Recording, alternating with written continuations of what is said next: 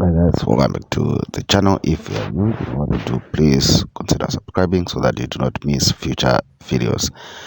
Like this video, that's the only way to motivate me to continue making videos for you. If you're looking to download stuff, forex robots, indicators and stuff like that, there are links in the description box below. Visit those blogs and see if you cannot find what you're looking for. Okay, let's get into today's video. I'm going to make it a short one. So what you're looking at is me making a simple moving average cross forex robots. Simple. I do not need any coding skills to do this. This is a tool that has been used by many forex traders in South Africa and has been used by many forex traders in the world. It's a popular tool, one of many that you can use that are online, and this is one of the best. It's called FX Dreema. So Google FX Dreema. You can simply open a free account.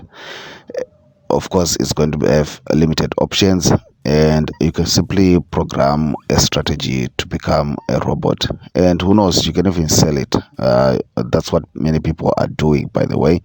Many forex robots that you guys are getting sold, people have just made them with this tool.